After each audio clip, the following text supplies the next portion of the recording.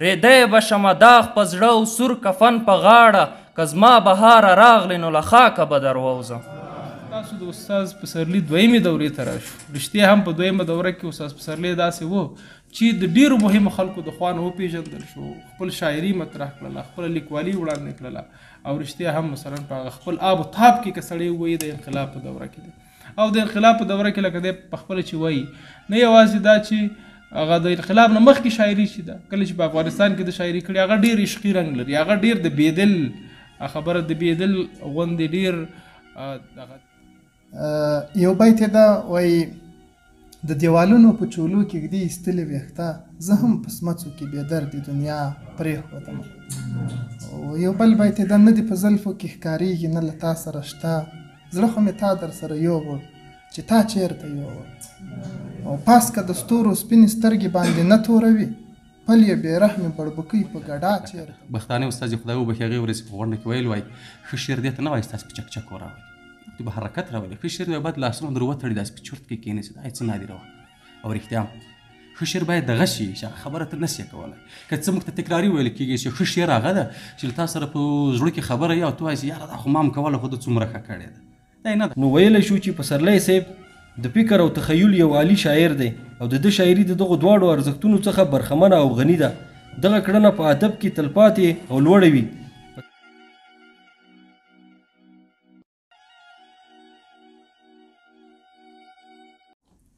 د لوی او بخونکي خدای په نامه په تالار کې ناستو ښاغلو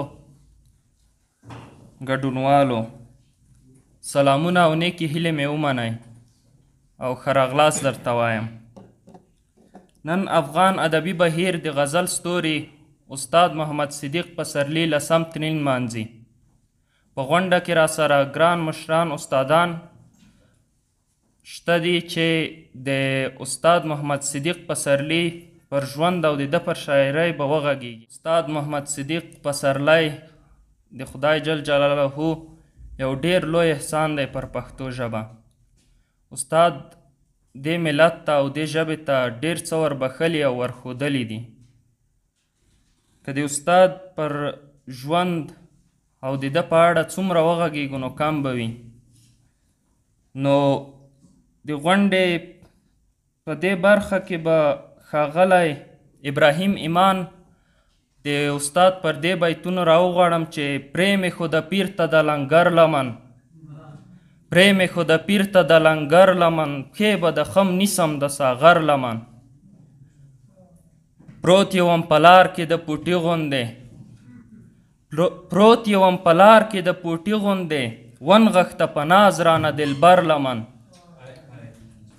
پروت یوم په لار کې د پوټي غوندې ونغښته په ناز رانه دلبر لمن غواړي چې ځای ومومې په زړونو کې نیسه پسرلیه د هنر لمن. ښاغلی ابراهیم ایمان راغواړو.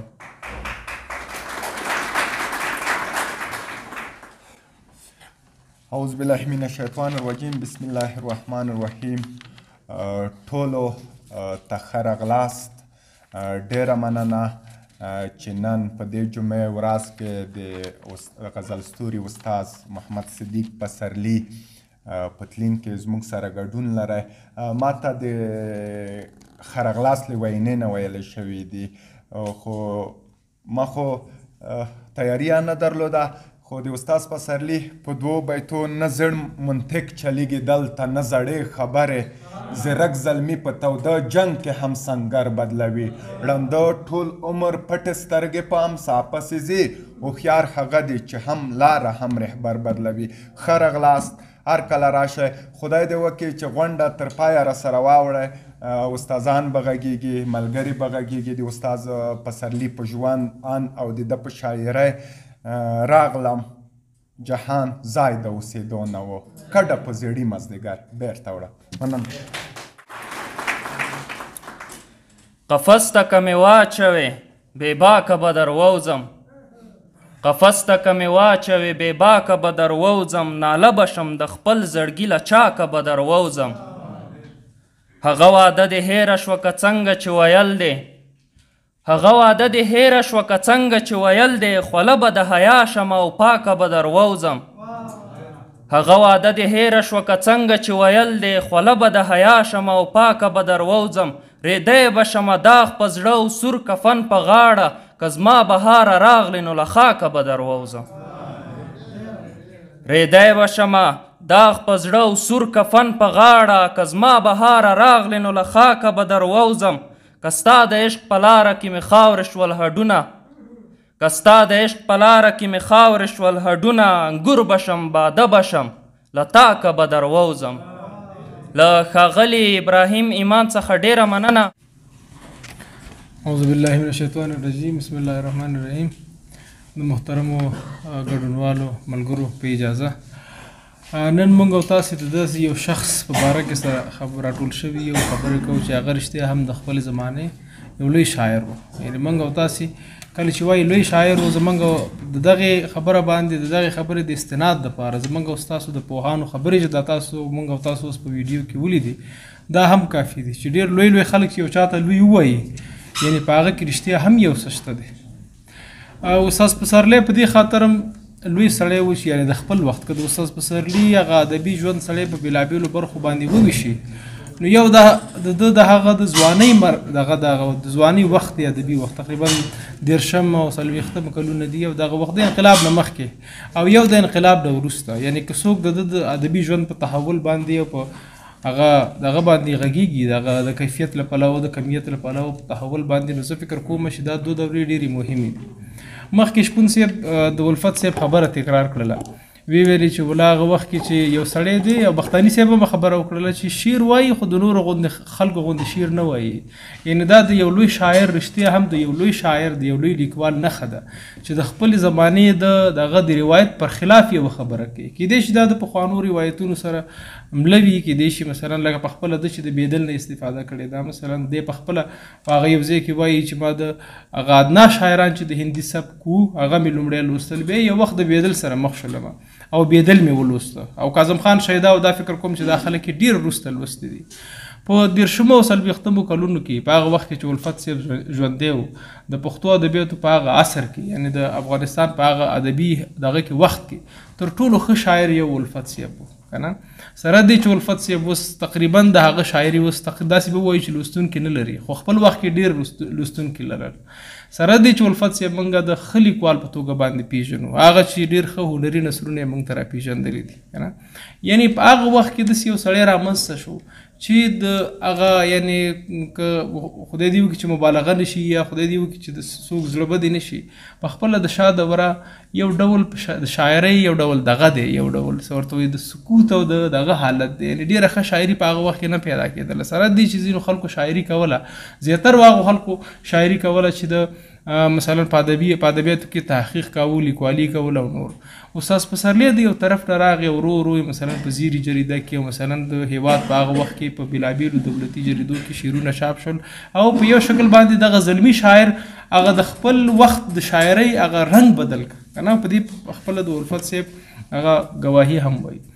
کله چې موږ تاسو د استاد پسرلي دویمې دورې ته راشو رښتیا هم په دویمه دوره کې استاد پسرلی داسې و چې د ډېرو مهمو خلکو د خوا نه وپېژندل شو خپل شاعري مطرح کړله خپله لیکوالي وړاندې کړله او رښتیا هم مثلا په خپل آب و تاب کې که سړی ووایي د انقلاب په دوره کې دی او د انقلاب په دوره کې لکه دی په خپله چې وایي نه یوازې دا چې هغه د انقلاب نه مخکې شاعري چې ده کله چې په افغانستان کې د شاعري کړې هغه ډېر عشقي رنګ لري هغه ډېر د بېدل خبره د بېدل غوندې ډېر دغه دی که نه.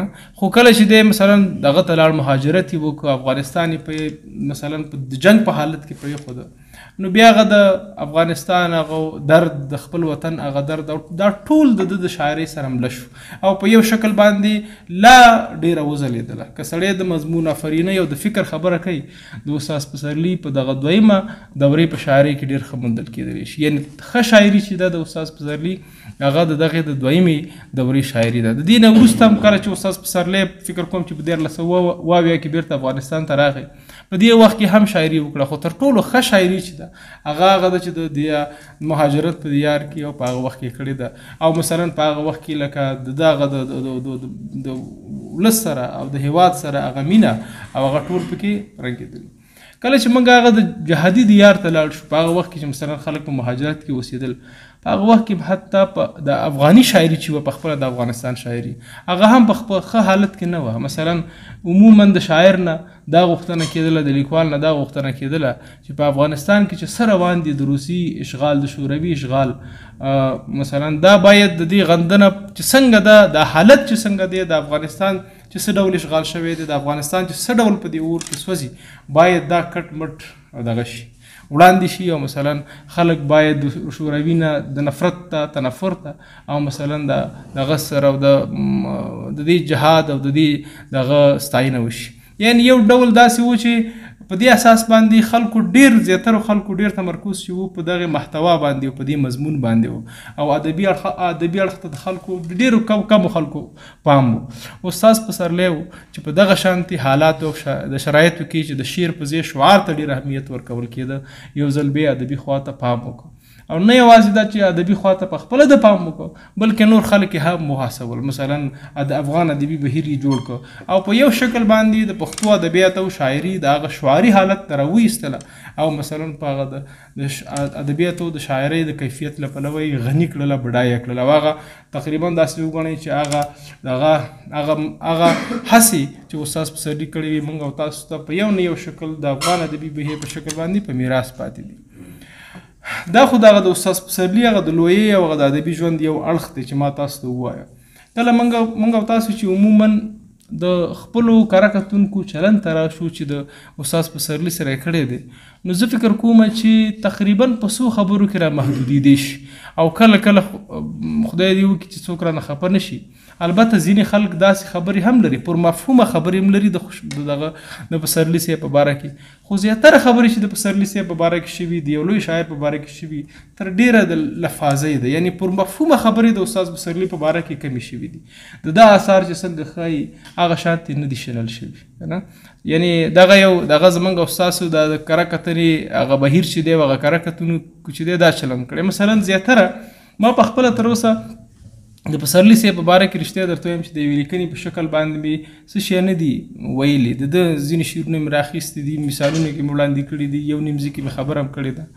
علت دا نه دی چې خدای ناخواسته د استاد پسرلي غوندې لوی شاعر سره یا مثلا دغه لرم یا بل علت دا دی چې د استاد پسرلي د تحلیل دپاره اوسه پورې زه په دې لټه کې یم چې یوه زاویه پیدا کړم چې استاد پسرلي باندې یو پر مفهوم او ښه کار وکړی شم، یو داسې کار وکړی شم چې رښتیا هم د استاد پسرلي حق هم ترسره شي او مثلا خلک هم پوه شي چې ولا استاد پسرلی په دغه اساس باندې لوی شاعر و. یوازې په ویلو نه ده چې یو سړی مثلا ووایي چې ولا دا لوی شاعر دی دا لوی شاعر دی، لوستونکي دا هم توقع لري چې هغه د لویۍ عناصر یې کم دي او دا د زموږ او ستاسې د کره کتونکو مسؤلیت دی چې دغه د لویۍ عناصرو باندې یو ځل فکر وکړي او دا رابرسېره کړي. عموما موږ او تاسې که نقد راواخلو او کره کتنه راواخلو نو عموما د څېړونکو د شاعرانو د لیکوالو په باره کې دوه ډوله کار کېږي. یو ته وایي کنسپچوال فریم ورک وي، یعنې مخکې د مخکې نه یو مفهومي چوکاټ جوړیږي او هغه په یو شاعر باندې په یو شکل باندې د هغې په اساس باندې په شاعر خبرې کېږي. یو بل دی هغه تیوریټیکل فریم ورک ورته وایي. تیوریټیکل فریم ورک دا دی چې یو تیوري راخلي، یو نظریه راخلي او د هغې په رڼا کې د یو شاعر په شاعرۍ باندې یا د یو لیکوال په هغه نثري اثارو باندې غږېږي. زموږ او ستاسو زیاتره نقد چې دی دغه کنسپچوال فریم ورک نه استفاده کېږي. یو کره کتونکی چې څه په ذهن کې دي، د څه اورېدلي دي، د څه لیدلي دي، څه مطالعه کړي دي، د هماغو مطالعاتو په رڼا کې یو شاعر تحلیلوي او د دغه مطالعاتو په رڼا کې چې موږ او تاسې کله په پسرلي صاحب باندې غږېږو نو بس پسرلي صاحب په باره کې یو ډېره لویه خبره چې موږ او تاسې اورېدلې هغه دا ده چې استاد پسرلی د هندي سبک شاعر و که نه، او تر دې چې لږ ور تېر شو نو ووایو چې ولا استاد پسرلی مثلا د مداول مثل نه استفاده کړې ده، مثلا د هندي سبک چې کوم عناصر دي توکي دي د هغې نه استفاده کړې ده.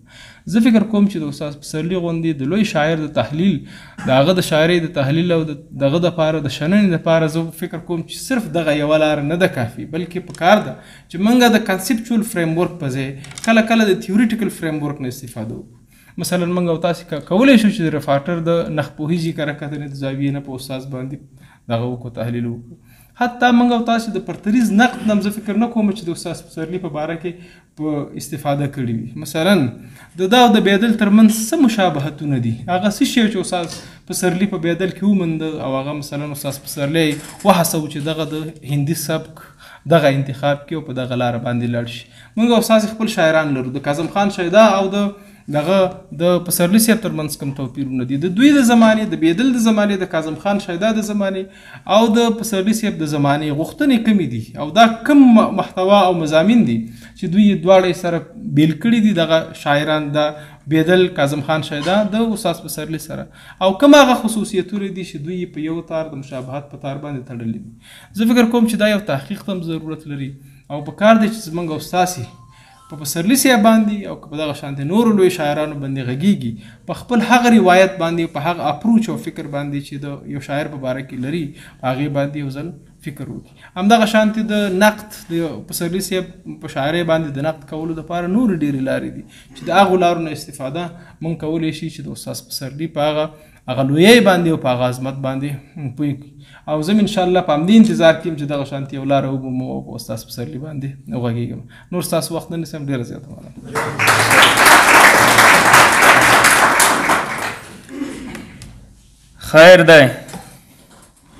خیر دی که مې ویلي شي تن واړه لکه شمه، ټیټه مې د بل ته نشي غاړه لکه شمه. خیر دی که مې ویلي شي تن واړه لکه شمه، ټیټه مې د بل ته نشي غاړه لکه شمه. ښکلیو ته اظهار د مینې زړه اوبه کول دي، ښکلیو ته اظهار د مینې زړه اوبه کول دي. ګرانه د ښکلا ته د عشق ژباړه لکه شمه. مینه کې چې وکړي څوک او دس په خپلو اوښکو، مینه کې چې څوک وکړي او دس په خپلو اوښکو، لمونځ یې ادا کېږي په ولاړه لکه شمه. زه د سره لمبه شم که یې ستا خونه رڼا کړه، زه د سره لمبه شم که یې ستا خونه رڼا کړه. خول به کوږ په سر وړم خول به کوږ په سر وړمه له ویاړه لکه شمه. د استاد اجمل ښکلي له ارزښتمنو خبرو څخه ډېره مننه. د غونډې په دې برخه کې په ډېر درنښت راغواړو ښاغلی یونس تنویر چې خپله مقاله چې د استاد پسرلي په اړه یې لیکلې ده موږ او تاسو ته وړاندې کړي. یونس تنویر.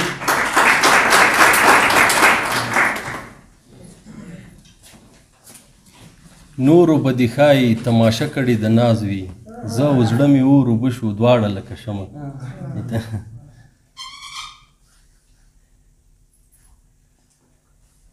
د بهیر د ټولو ملګرو، حیران صاحب، استاد اکبر صاحب، عزیزي صاحب، ټولو ته مینه او درنښت. پسرلي په باره کې ما یوه پخوانۍ لیکنه ده، خدای دې وکړي چې ډېره کلیشه شوې نه وي. د استاد پسرلي تفکر او تخیل. اصل کې د ادبي تخلیق اهمه ځانګړتیا تخیل یا خیال سازول دي، مګر دغه تخیل د رومانوي احساس زیږنده ده. رومانیت یوازې د مینې او ښکلا پالل نه دي، بلکې جذبه، پاریدنه، د خیال ازادي، د درد احساس، انساني مینه، د احساس او اظهار ازادي، د روایاتو بغاوت، خوشحالي او داسې نور دي. د پسرلي صاحب شاعري په همدغه رنګ کې په یو جذباتي شکل متعارفه شوې ده. خیال یې یوازې د مجازي نړۍ سره تعلق نه لري، بلکې خیال یې یو داسې حقیقت دی چې تفکرانه مزاج هم ورسره غاړې غړی دی. زمونږ په تنقیدونو کې د تخیل احساس یا خیال ښودل یوازې او یوازې دروغ وي، مګر خیال یو باور دی، یو ادراک دی. دا هغه ادراک دی چې لومړني افکار په یو ډول نه یو ډول ورسره تړل شوي وي. هغه د سالک صاحب خبره چې فکر د خیال په پټي کې رازرغونیږي. خیال مطلق دروغ نه دی او خیال مطلق رښتیا هم نه دی. کالرچ خو مفکوره هم د رومانیت تر اغیز لاندې ګڼي او معید رشیدي به ویل چې په باور او خیال کې توپیر نشته. استاد پسرلی د هغه شاعر دی چې دغه دوه توکي سره تړلي دي. غره ته ختل وکړم په ډېرو منل شویو شکمن، چې غر به لوړ و خامخا که شاوخوا ناسته وه. د پسرلي صاحب پورتنی بیت د غره لویوالی او جګوالی نه مني. د ده په خیال دا ګرده ځمکه ناسته ده، نو موږ ته ځکه ټیټه ښکاري. د فلسفې کار فکر کول او تعقل پالل دي، مګر په دې بیت کې لومړنی احساس د خیال څخه اخیستل شوی او بیا پکې فکر او تعقل پالل شوی دی. دا د پسرلي صاحب یو ابدایي تجربه ده او ابدایي تجربې تخیلي تجربې وي. هغه د کالریچ په وینا د وینا مفهوم دی هغه ځواک چې مونږ یعنی دوه نړۍ ذهن او طبیعت سره ونښلوي، هغه تخیل یا د تخیل ځواک دی. دی هغه نکات دی چې په تخیل یې ډیر بحثونه کړي دي. دې پایلې ته رسېدلی دی چې وایي شاعرانه تخیل د ذهن انځورګري ده، ځکه چې مونږ کوم شیان د څرګندوي وړ یا یې ښکاره کوو زمونږ په خوښه او ذوق سره کیږي. دا زمونږ د ذوق لیوالتیا ده. نو څه ضرور دی چې تخیل ته یوه داسې جامه ورکړو چې خلک دې پرې زړه تورن کړو چې څوک یې ونه پیژني. د حبس په خبره زمونږ ټوله پیژندنه له حسي تجربې څخه لاسته راځي. مونږ چې څه وایو یا یې ترسیموو د دې ټولو سرچینه تخیل یا خیال کول دي، لکه څنګه چې عالم مادي د الله تعالی جل جلاله په علم کې و، هماغه رنګه یې څرګند او ښکاره کړ. د تخیل کار دا دی چې فکر په زړه راښکونکې بڼه زرغون کړي. د اروپا ساینسي عروج د رنسانس دورې پیل کېدل و او د رنسانس لومړنی پیل کوونکي شاعران او ادیبان ول. د تخیل کار افسانه سازول نه دي. تخیل د مادي شیانو معنوي کړنې راباسي. کله چې سنجش کوو او یو شی په ذهن کې جوړوو، هغه ته یو داسې وجود ورکوو چې زړه او عقل ژوندي کړي. همدغه کړنه د تخیل د دغه کردار خیال جوړول دي. د استاد پسرلي په لاندې بیت کې همدغه کردار ښه څرګند شوی دی. داسې چې تر ستورو هم پی مخی شوې، مور به دې وهلې دایم پی په مخ. په پورتني بیت کې پسرلی صاحب د خپل معشوق د ښکلا لپاره یو شاعرانه دلیل راوړی دی. دغه شاعرانه دلیل یو خیالي تأثر دی. کله چې د یو شي موجوده بڼې ته یو شاعرانه دلیل یا شاعرانه منطق راوړل شي او هغه ته یو بل تأثر ورکړل شي، دا یوه تخیلي تجربه وي. مګر کله چې د یو شي موجوده بڼه د بل شي د موجوده بڼې سره ورته وګڼل شي یا شباهت ورکړل شي، انځور یا تصویر ګڼل کیږي. استاد روحي د شعر لیکلو لپاره دوه ډوله ارزښتونه بیانوي: ذاتي ارزښتونه لکه استعاره، تشبیه، مجاز، تخیل. بهرني ارزښتونه لکه فکر، فلسفه، اخلاق، سیاست. بهرني ارزښتونه موږ ته د یو شي یا د یو کار په اړه پراخ تصور نه راکوي، ولې ذاتي ارزښتونه شاعرانه تجربه وي او شاعرانه تجربه تخیلي کړنه وي. دغه تخیلي تجربه لامحدوده وي چې د انسانانو روحي تمایلات راویښوي. که چېرته یو شاعر یوازې د بهرني ارزښتونو شاعر وي، شعر به یې هم محدود وي. په پښتو ژبه کې اجمل خټک، مطیع الله توراب، غني خان، سلیمان لایق، د طالبانو نعتونه، د مجاهدینو د وخت غیر التزامي شاعري او داسې نورې ښکاره بیلګې دي. دوی یوازې د همدغو بهرني ارزښتونو شاعران دي چې ممکن ډیر کم شیان نوي ولري. که بهرني او ذاتي ارزښتونه دواړه په شعر کې راوستل شي او هغه ته د الفاظو یو داسې تناسب ورکړل شي چې یو ناشونی حالت رامنځته کړي، دغه تجربه ساینسي تجربه کیدای شي. او پر انسان کې ساینس پوهانو همداسې نوښتونه وکړل. یعنې که د شاعرانو له افکارو یو نوی تهذیبي قانون جوړ کړو، نوي طرحې او پرمختګونه به رامنځته شي. ځکه چې غربیانو پر انسانس کې د همداسو طرحو څخه ډېرې مفیدې استفادې وکړي. استاد پسرلی د همدغه تجربې شاعر دی. د هغه شاعري یو تخلیقي عمل دی او تخلیقي عمل تخیلي او فکري تجربه وي. حال دا چې د ده په شاعرۍ کې وهمي ځواک هم ډېر غښتلی دی.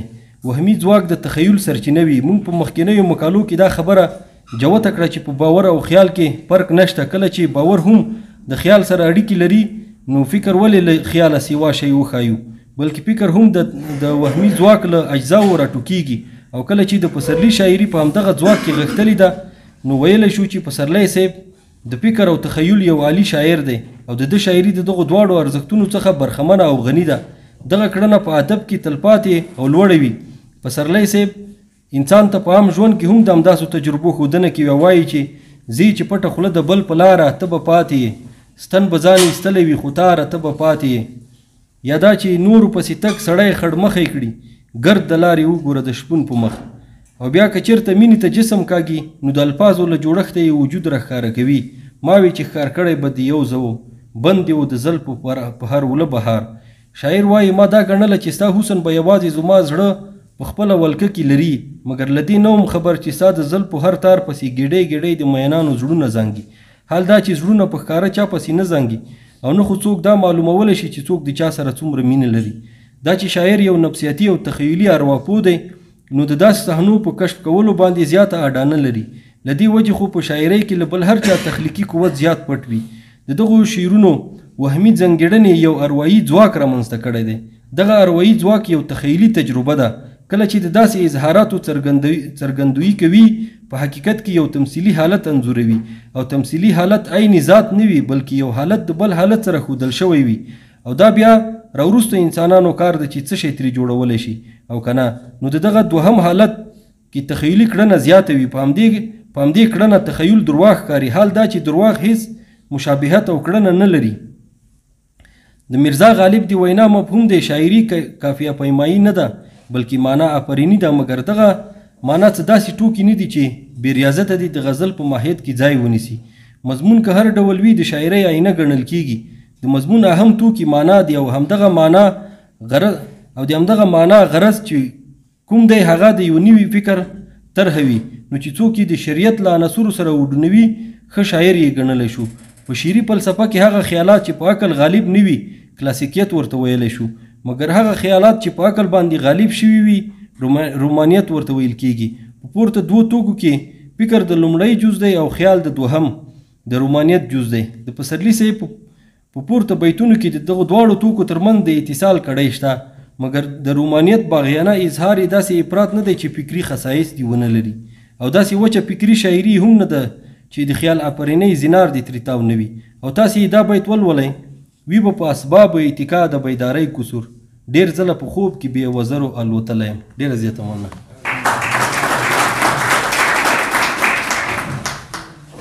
له ښاغلي یونس تنویر څخه ډېره مننه.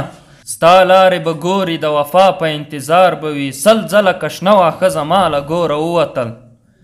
چیرته به له ژونده لاړ شو بیا مو لار په ژرنده ده، چیرته به له ژونده لاړ شو بیا مو لار په ژرنده ده، ډېر ستړي موجونه د دریا له شوره ووتل.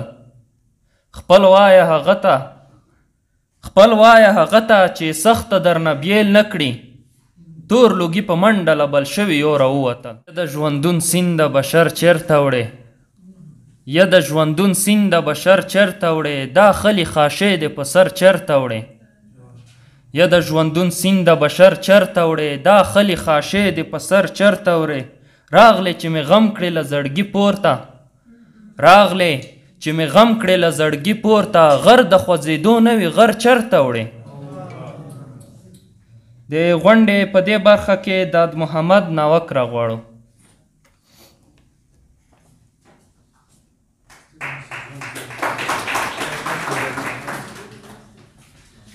السلام علیکم ورحمت الله وبرکاتو.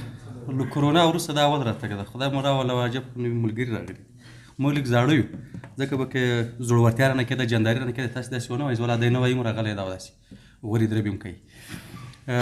زه به د استاد خدای دې وبخي اکبر صاحب خدای مو راولي د لومړی د استاد د ځوانو ملګرو لپاره هغه ملګري چې دلته شعرونه نمونهیي تکراروي یا چا یې شعرونه لوستي، زه هم په دې کې فکر پکار ده چې د استاد د شعري هغه ظاهري ځانګړنو نه پرته په شعر کې هغه فکري قوت له کومه سوی ده.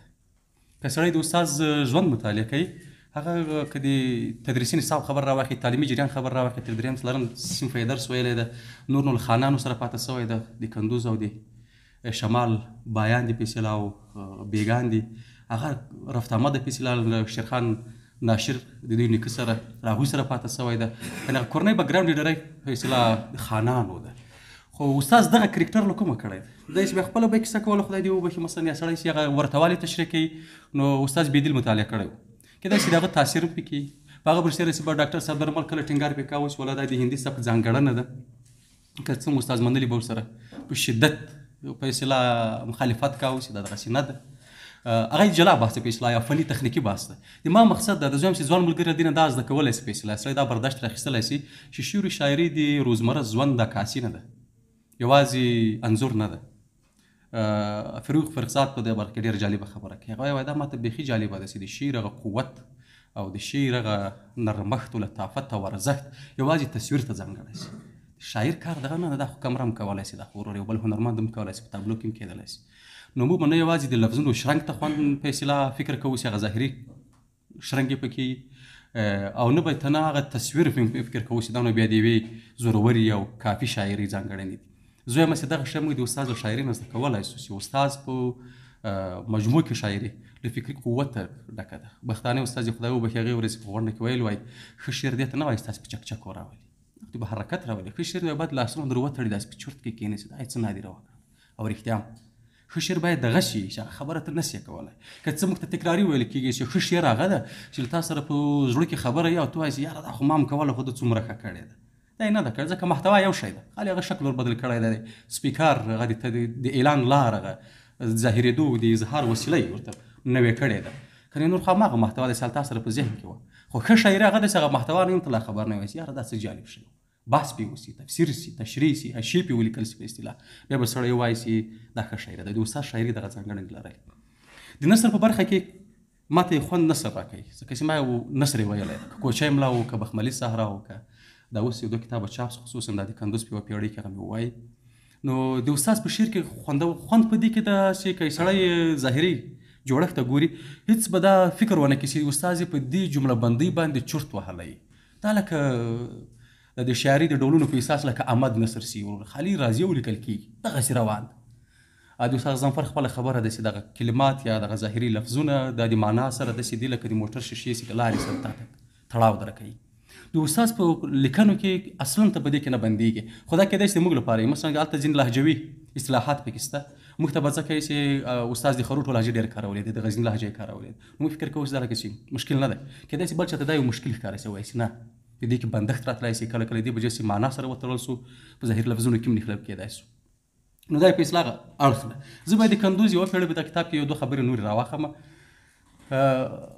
یو څو وخت مخکې یو استاد یادونه وکړله هغوی په ډېرو نورو الفاظو یادونه وکړله د کندوز د فعال په اصطلاح په کندوز کې د پښتنو د میشتېدو او هغلته د کار هغوی دا ټول امتیاز او دا ټول تمرکز په دې لاره چې هلته چې هر څه سوي دي له الفه تر یا پورې د ژوند شروع سوې ده او تر اوس پورې چې کوم جریان ته رسېدلې ده دا ټول د وزیر محمد ګل خان مومند بابا خدای دې وبخي د هغوی برکت هغوی خپل سهم لاره خو که منصفانه خبره کېږي او د دې لپاره ماته جالب استناد دغه خاطرې ولې چې استاد راټولې کړي په هغه کې سړی پوهېږي چې کندوز کې د تعلیم تربیې برخه کې کندوز کې د رغونې په برخه کې کندوز کې د برېښنایي جریان په برخه کې مثلا یا د برېښنا د راوستلو په برخه کې حتی کندوز کې د قومي جوړښتونو او د هغوی اتفاق اتحاد او د هغوی د تشویق او د حرکت په برخه کې سړی پوهېږي چې یاره ډېر کار هغلته شیرخان ناشر کړی خو دې ووایي دی د مور لخوا د استاد نیکه کېږي او دی به ورسره و د خپل جریان خپلې لیکنې یې کړې په اصطلاح خاطرې راټولې کړي او په دې خاطرو کې ښېګڼه دغه داسې هغه نه حکم پکې کړی نه مبالغه پکې شته لکه هغه ژوندی جریان چې ته وینې او سړی معقول ورته ښکارېږي او مني چې دا دغسې کېدای شي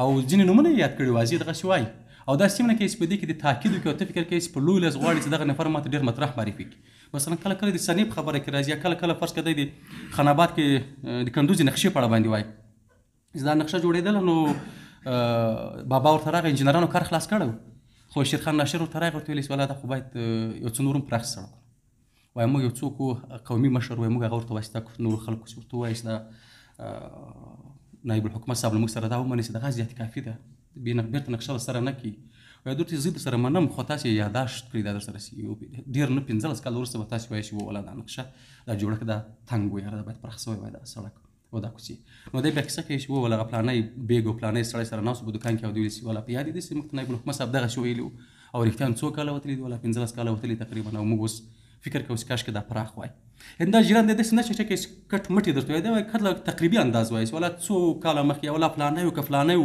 خو ما ته یې داسې وویلې له دې نه معلومېږي چې هغه په زور باندې دا بحث نه ده کړی په اصطلاح دوه دقیقې خو پوره شولې چې کوشش ته وکړي چې نایب الحکومت صاحب هغسې معرفي کړي د دې ما مقصد دا و چې ځوانو ملګرو ته زه هم چې د تاریخ په انحراف کې موږ قصدن یا سمتي یا قومي یا نورې مسلې داخلي کړي دي دغه کتاب له موږ سره دغه مرسته کوي چې په شمال کې د پښتني د میشتېدو هغلته د ژوند د راوستو چې هغه وایي که مرګ غواړي کندوز ته ولاړ شه دغه کندوز په ژوند بدلول په دې کې د شیرخان بابا هڅې بېجایه نه وي ډېره مننه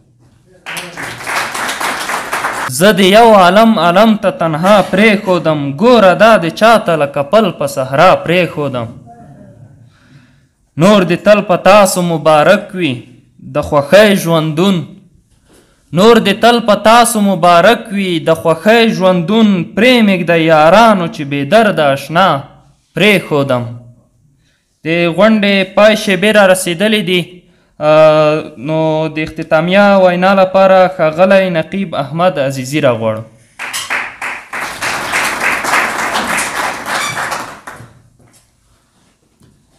اعوذ بالله من الشیطان الرجیم بسم الله الرحمن الرحیم السلام علیکم خدای دې وکړي ټول به تر دې دمه ښه یاست او غونډه ماته خو یې ډېر خوند راکړو. ګڼې خبرې وسوې، د استاد اروا دې ښاده وي. زه به فقط د ده د شاعري په اړه هغه برداشت در سره شریک کړم چې زه یې لرم. د استاد په شاعري کې د ارایې طرز هم نوی او هغه فکري او هغه تخیلي ځانګړتیا هم تر ډېره حده نه وي. کله چې د یو موضوع په اړه ډېرې خبرې وسي، سړی بیا هغه خپلې زاویې لږ پکې ورکې کړي. زه کومې خبرې وکړم. یوه خبره دا ده چې د استاد اکثره تجربې تر ډېره حده له طبیعته تقلید شوې تجربې دي. یو بیت دی وایي چې زوال یې وي راغلی وړ یې واوړي، چې زوال یې وي راغلی وړ یې واوړي، له یخنۍ چې شي کنګل اوبه ماتېږي. له طبیعته د شاعرۍ رایستل د استاد د شاعرۍ یوه جالبه ځانګړنه ده او په ګڼو داسې شیانو کې د شعر موندلی ده چې موږ فکر کوو دلته شعر نسته. یو بیت یې ده وایي د دیوالونو په چولو کې ږدي ایستلې ویښته، زه هم په سمڅو کې بې دردې دنیا پرېښودم. یو بل بیت یې ده نه دې په زلفو کې ښکارېږي نه له تا سره شته، زړه خو مې تا در سره یووړ چې تا چېرته یووړ. او پاس که د ستورو سپینې سترګې باندې نه توروي، پل یې بې رحمې بړبوکۍ په ګډا چېرته یووړ. په دوړو کې ممکن موږ شعر ونه وینو، موږ له ګلونو سره مختصوي یو، په تقلید شاعري کوو. په دې کې موږ ممکن شعر ونه وینو چې په دیوال کې ایستلې ویښته ایښي وي. په تسپو کې هم د شعر پیدا کړی ده. پر تصور د حقیقت ګمان ستم و په ژوند، د شاه مقصود د تسپو خیال و د لړم په لکۍ. د ده په شاعري کې سړی دا موندلی سي چې د طبیعت په هر شي کې ممکن شعر پټ وي، خو دا د یو چا په قوي تخیل او قوي تفکر پورې تړاو لري چې دی یې څونه پیدا کولی سي. بله ځانګړتیا د ما په نظر دا و چې ځینې داسې پېښې چې هغه معقولې پېښې دي، ده په هغه باندې یو رومانوي تاثر ورګډ کړی ده او هغه یو جلا یو بل تصویر پیدا کړی ده یا یې ورکړی ده. لکه اوس دغه بیت ډېر مشهور بیت هم داسې عام ذهنیت ټیټ وي چې مني د سامریس خوندر، لاس چې د فرعون ګیرې ته اچوي موسی منم.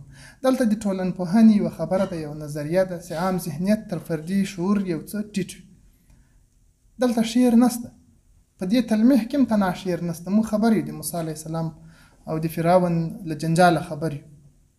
تلمیح ده که یو څوک راوړي، مګر دغسې د یو ټولنپوهنیز اصل او د یوې تلمیح په هغه ترکیب کې بیا یو نوی مفهوم اچول، دا هم د استاد یو جالبه ځانګړتیا ده د شاعري چې دغه ایډیا او ایمیج یا فکر او هغه تخیل، نور که یې رومان بولي که یې هغه شخصي تجربه بولي، دا داسې یو امتزاج ورکوي چې سړی یو دریم مفهوم ځینې ترلاسه کولی شي. دغه یو جالبه ځانګړتیا.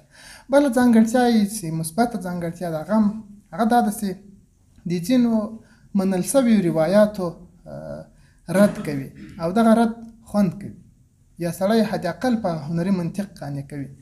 لکه موږ ډېر وخت وایو چې مجنون مین و، فلانی دغسې و، فلانی دغسې و، یا حد اقل هغه ځینې منل شوي روایات.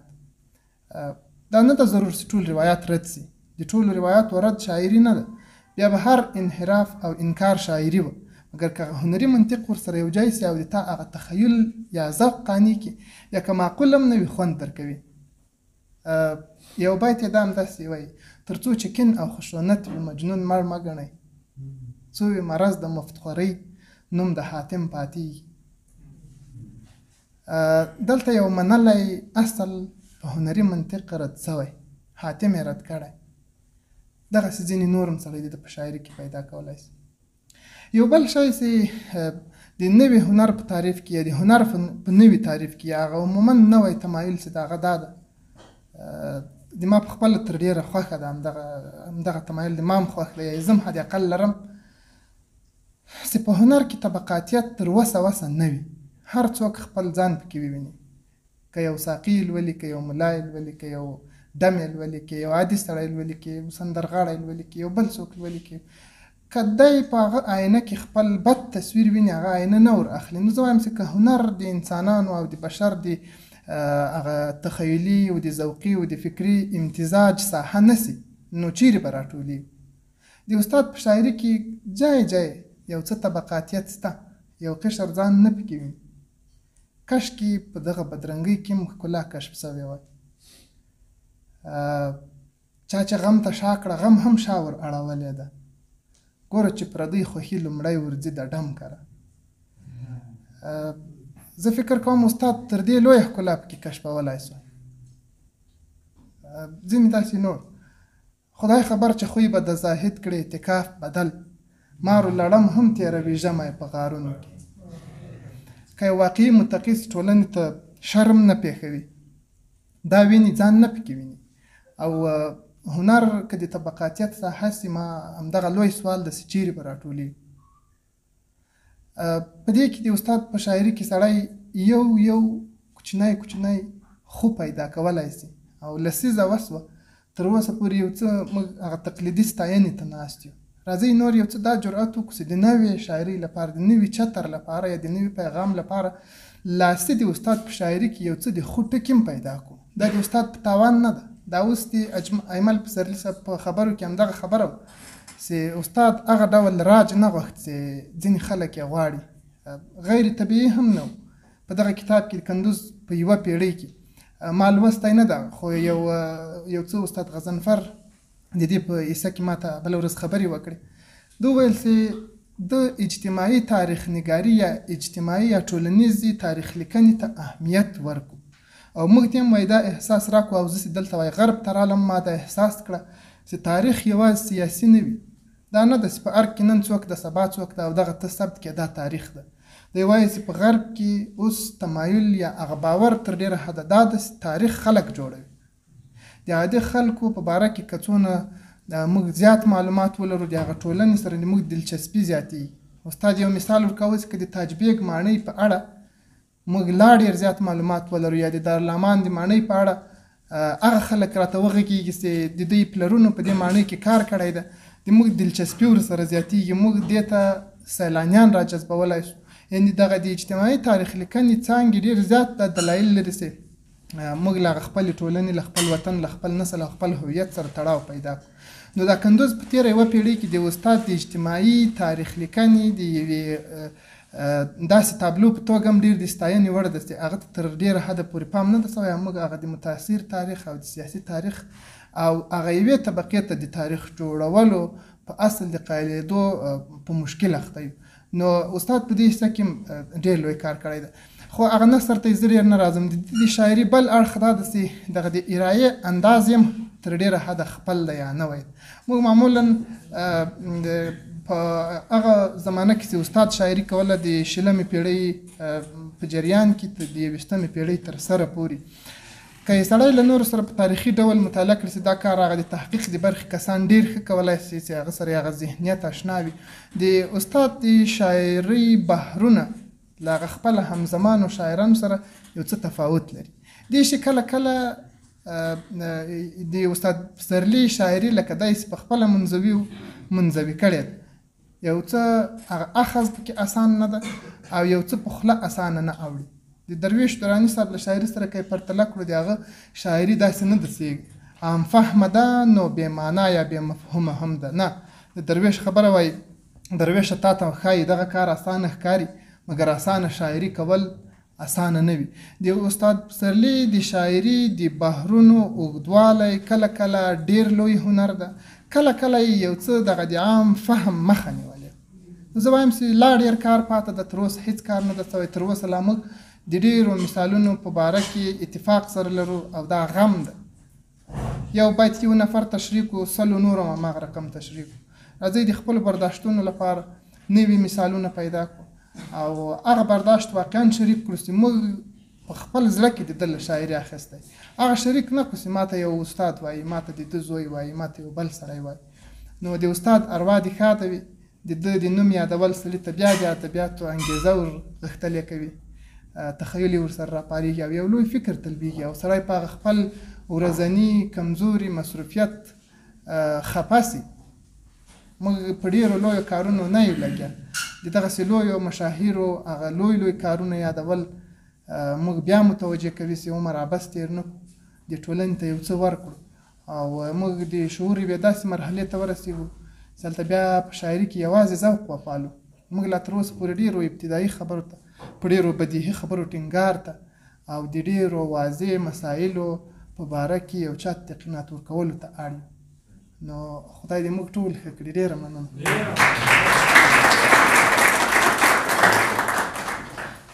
د عزیز صاحب له ارزښتمنو خبرو ډېره مننه.